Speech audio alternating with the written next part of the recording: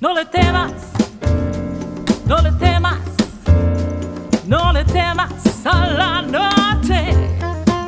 No le temas, no le temas, no le temas a la noche. Bonjour Flore. Bonjour. Merci d'avoir participé à cette émission qui donne la parole aux femmes, à des femmes comme toi qui portent en elles l'étincelle de la passion et des valeurs qui font défaut encore à notre société. Et merci aussi de nous accueillir dans ces beaux locaux. On est toutes particulièrement heureux de te rencontrer parce que tu défends à travers ton association une cause qui nous est chère et qui est à l'origine des flammes, la cause des femmes. Ton parcours est assez riche. Après tes études en agronomie, tu débutes ta carrière dans ce domaine, mais ta passion pour l'entrepreneuriat te rattrape assez vite. Et tu lances donc une marque d'accessoires de mode qui s'appelle Accrochette-moi. Accrochette-moi. Après un master spécialisé à ECC, tu choisis de poursuivre donc la voie de l'entrepreneuriat. Et c'est là que tu rejoins Willa en 2017. Donc, qu'est-ce que c'est Willa ? Donc Willa, on est une association et depuis 2005, on accompagne des projets innovants qui sont fondés par au moins une femme. Donc on accompagne des projets du stade de l'idée jusqu'aux 3 premières années d'activité. Et dans les critères, il faut qu'il y ait au moins une femme dans l'équipe dirigeante. Il faut que ce soit un projet innovant, mais ça peut être tout type d'innovation. Et il faut que ce soit un projet qui ait la vocation à être scalable, donc à aller chercher de la croissance, voire de l'ultra-croissance. Aujourd'hui, on accompagne 150 startups par an, partout en France, et à peu près 500 femmes également partout en France. Et d'où ça vient le nom Willa ? Willa, c'est une très bonne question. Avant, ça s'appelait Paris Pionnière quand on s'est lancé. En fait, en 2005, c'est des entrepreneurs qui ont voulu s'entraider, tout simplement, qui se sont rassemblés, qui ont créé l'association. Et puis petit à petit, l'association s'est développée. Les programmes d'accompagnement se sont développés au fil des années. Et en 2018, on a changé de nom. Donc de Paris Pionnière, on est devenu Willa. Et Willa, en fait, c'est la contraction de will pour futur, volonté, devenir, et A pour la touche féminine. Donc Willa, c'est la volonté conjuguée au féminin. Ok, c'est super. Et comment est-ce que vous accompagnez concrètement ces femmes pour se lancer dans le start-up Alors nous, l'association, on est une petite équipe, on est 13 personnes en salariés. Et nous, l'objectif, c'est de sourcer les entrepreneurs, d'organiser les programmes, faire les mesures d'impact, de communiquer et de sensibiliser pour faire qu'il y ait plus de femmes dans l'entrepreneuriat. Mais dans les faits, concrètement, on va s'appuyer sur un pool, un réseau d'experts, de mentors et de coachs qui vont accompagner les entrepreneurs. Donc on a différents formats, on a du coaching individuel, on a des ateliers collectifs pour finalement apprendre le métier d'entrepreneur et on organise ce qu'on appelle des ateliers de co-développement. Donc entre startups, entre entrepreneurs, tu vas travailler sur tes problématiques avec un expert ou une experte pour t'aider à développer et à travailler tes enjeux et tes problématiques. Et ensuite, on a un certain nombre d'événements où tu vas pouvoir travailler ton réseau, rencontrer d'autres entrepreneurs, d'autres acteurs de l'écosystème. Et on a, par exemple, la Women Pitch Party. 2 fois par an, on organise des pitchs de start-up. Donc, c'est des entrepreneurs en phase de levée de fonds qui vont pitcher devant des investisseurs. Et donc, Willa va les aider à les mettre en relation pour les aider à trouver des financements. Ok, super. Et donc, est-ce que tu peux nous raconter comment est née cette passion, cette flamme pour l'entrepreneuriat, mais surtout pour l'entrepreneuriat engagé ? Alors, l'entrepreneuriat, j'ai pas eu un jour un déclic ou une rencontre qui m'a dit « Tiens, lance-toi dans Accrochette-moi ». Ça a plutôt été au collège, je sentais au fond de moi que je voulais me lancer dans l'entrepreneuriat. Donc, je savais pas quand, je savais pas sur quoi, je savais pas comment, mais je savais qu'un jour, je monterais mon entreprise. Et c'est à la fin de mes études, en fait, j'ai développé un nœud papillon pour le gala de fin d'année de mon école.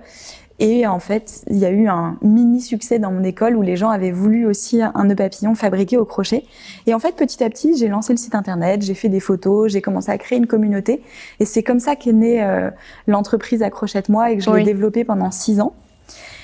Et ensuite, quand j'ai décidé d'arrêter Accrochette-moi, j'ai rejoint l'association en 2017. Et c'est quand je suis arrivée chez Willa que ça m'a ouvert les yeux en réalité sur les inégalités entre les hommes et les femmes.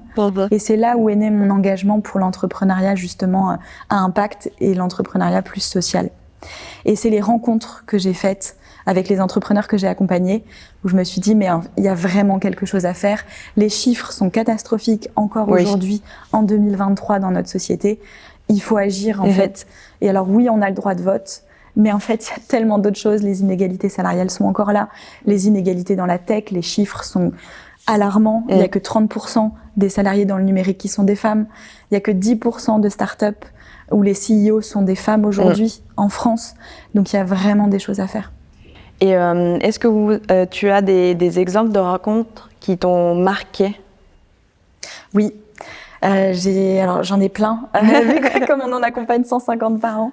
Mais j'aimerais bien te partager 2 entrepreneurs qui sont dans les premières entrepreneurs que j'ai accompagnés quand je suis arrivée. C'est Margot. Margot, quand elle est arrivée, elle a commencé par suivre un Possible, qui est un programme d'émergence. Donc, c'est vraiment le tout premier programme. On l'a accompagnée pendant 2 semaines. Et elle a suivi tous les programmes. Elle a fait le programme d'accélération, le programme de 6 mois, le programme de croissance pendant 12 mois. Et c'est quelqu'un qui est assez réservé. Au début, quand elle est arrivée, elle était plutôt introvertie. Et c'est quelqu'un qui m'a énormément inspirée et qui m'inspire encore aujourd'hui, parce que c'est quelqu'un qui a un leadership énorme, mais qui n'a pas les codes du leadership comme on peut l'entendre aujourd'hui.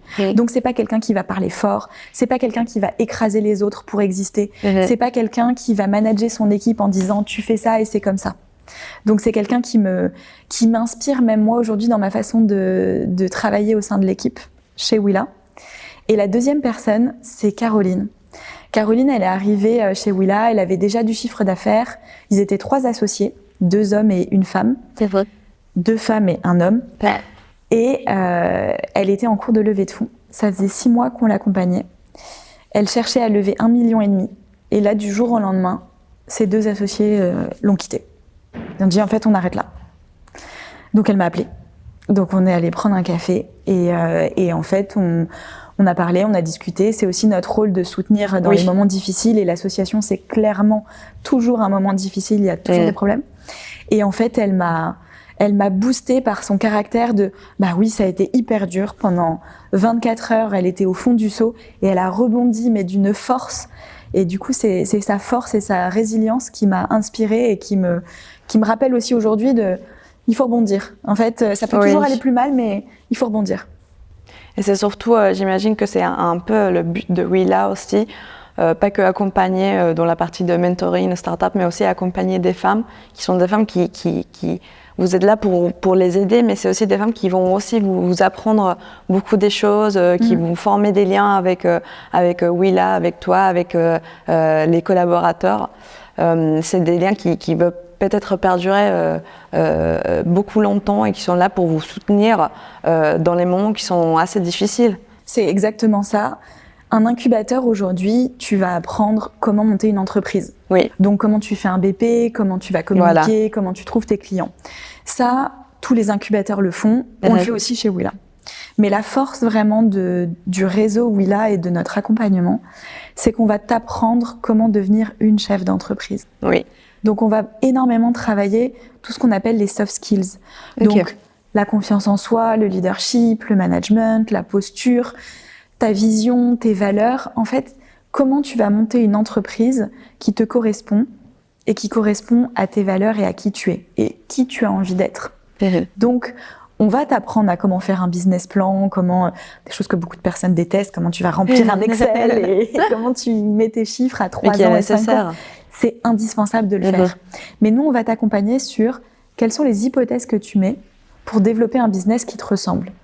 Aujourd'hui, on entend beaucoup, il faut absolument lever des fonds, il faut absolument faire une série A, une série B. C'est du jargon, c'est compliqué. Et en réalité, est-ce que tu veux vraiment lever des fonds ? Pas forcément. Et c'est pas obligé chez Willa de lever des fonds. Donc c'est aussi ça notre accompagnement. C'est un accompagnement qui est très tourné vers l'humain. Que ce soit l'équipe Willa ou les experts et expertes qui interviennent, c'est centré sur l'humain. C'est un accompagnement qui va être ambitieux et bienveillant à la fois. Oui, il y a beaucoup de valeurs de sororité. Exactement.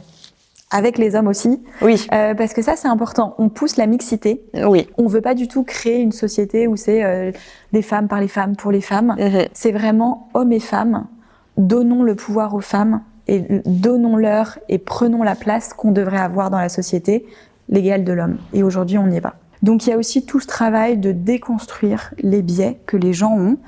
Et si je te prends un exemple, juste avant les congés d'été, j'avais une entrepreneure qui me racontait qu'elle était allée voir un banquier pour avoir un prêt de la banque.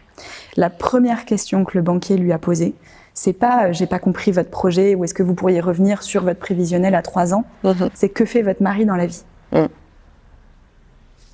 C'est très fort. C'est pas une question qu'on pose aux hommes. Oui. Donc c'est vraiment c'est important, c'est grave, c'est important de travailler dessus et de changer. Oui. C'est pas une fatalité et c'est normal que cette personne, de par son éducation aussi, pose ces questions-là. Donc c'est important de travailler sur ce frein aussi de l'environnement autour de l'entrepreneur. Oui. Et c'est surtout pas qu'un problème en France. Donc j'imagine que vous essayez d'accompagner aussi des startups francophones à l'international. Ouais, aujourd'hui on accompagne principalement en France, donc sur tous les territoires en France, et on a effectivement un dispositif pour des femmes expatriées. Donc on cible toutes les femmes francophones qui portent un projet innovant et on va les aider à développer leur projet. Donc nous on reste encore sur la partie amont, enfin au début de l'aventure entrepreneuriale, vu qu'on est sur moins de 3 ans d'activité dans les projets qu'on accompagne.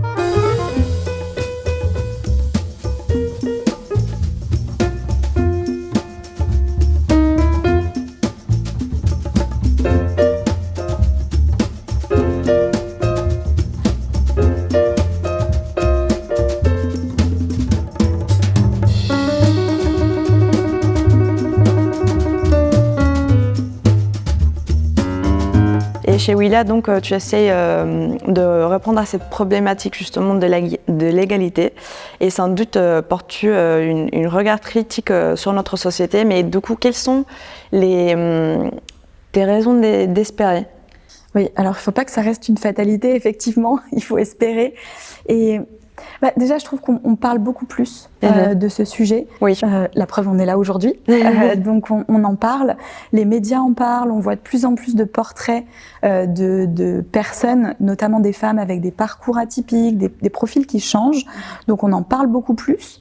Les chiffres augmentent, même si c'est très lent. Les chiffres augmentent. Et si on prend un exemple d'actualité, par exemple les JO 2024, c'est la première fois qu'on aura 50% d'athlètes hommes et 50% d'athlètes femmes. Oui. Donc rien que ça, c'est un marqueur qui est assez fort. Si on prend l'histoire de l'association, quand on s'est lancé en 2005, il y avait 5% d'entrepreneurs femmes à la tête de projets innovants. Aujourd'hui, c'est 10% de CEO. Et si on prend tous les associés, on est à 21%.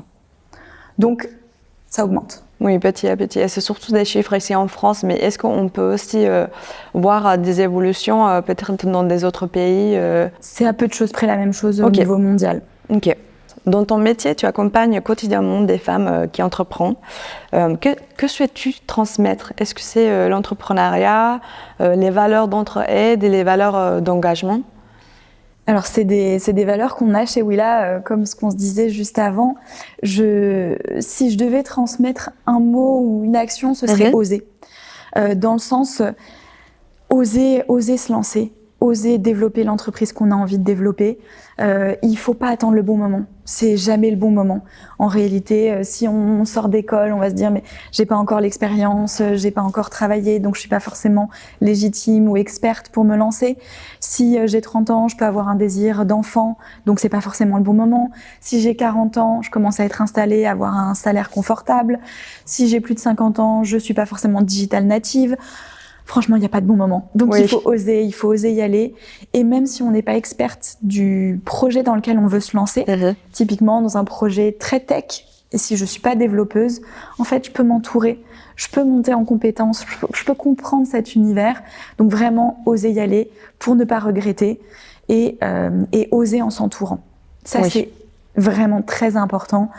Ne pas y aller seule, ça a été l'une de mes premières erreurs quand je me suis lancée dans l'entrepreneuriat. C'est vraiment s'entourer d'experts, d'expertes, d'incubateurs comme Willa, mais il y en a plein d'autres. S'entourer d'autres entrepreneurs, c'est vraiment bénéfique d'échanger avec d'autres entrepreneurs femmes aussi, pour s'entraider, partager les galères, partager les succès. D'ailleurs, quand on lance sa boîte, je me souviens, on nous pose souvent cette question de comment ça se passe alors ça cartonne ton projet. oui, ça cartonne. On est toujours obligé de répondre oui, ça marche super bien, alors qu'en fait, tu as eu 3 mauvaises nouvelles dans la journée et c'est les montagnes russes. En fait, on n'ose même pas donner les mauvaises nouvelles. En fait, c'est assez mal vu parce que même quand je me suis lancée, on me disait mais qu'est-ce que tu fais? Moi, je l'ai fait à la sortie d'école. Mais qu'est-ce que tu fais? Prends un CDI comme tout le monde, prends un salaire. Le contexte économique, il n'est pas forcément favorable. Prends un CDI.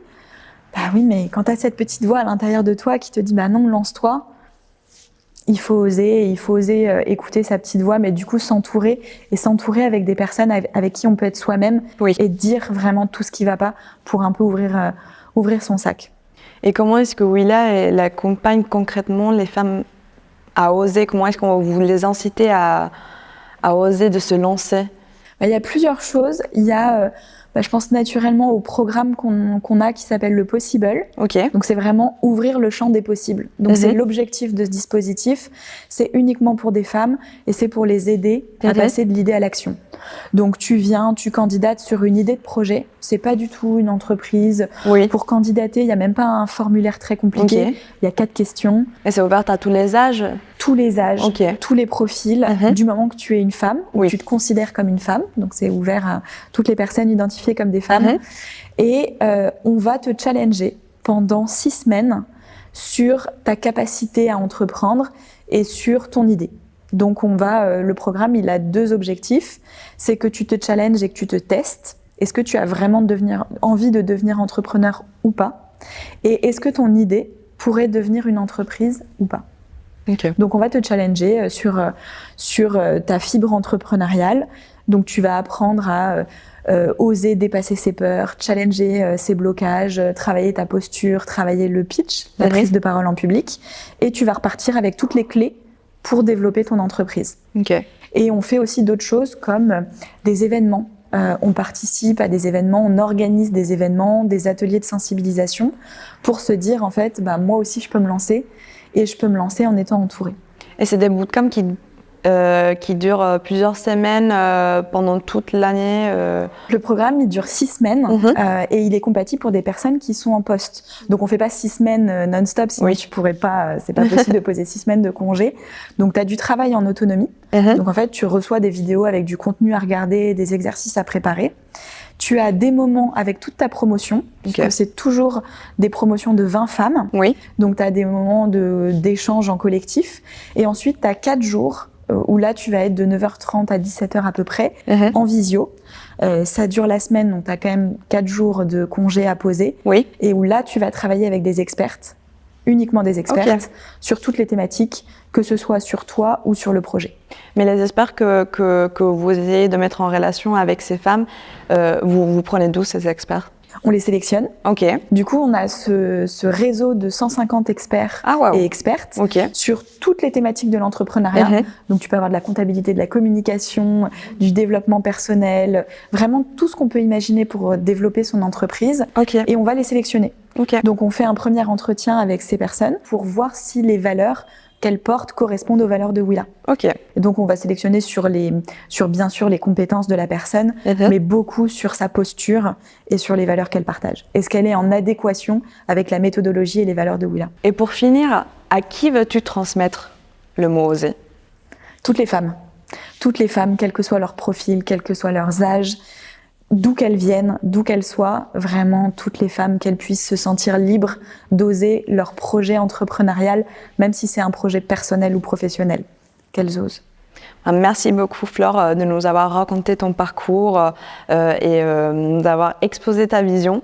On comprend les convictions qui t'animent, mais aussi ce goût pour l'action qui t'a permis toujours d'aller dans la voie de l'entrepreneuriat, que c'est une voie dans laquelle tu t'épanouises. Tu cherches ta personnalité, tes convictions. On souhaite bien sûr beaucoup de réussite à ton association et à tous les projets que tu soutiens. Et j'espère qu'à travers cet épisode, on motive les femmes entrepreneurs à se lancer et à les inciter à découvrir Willa. Donc merci beaucoup. Merci à toi.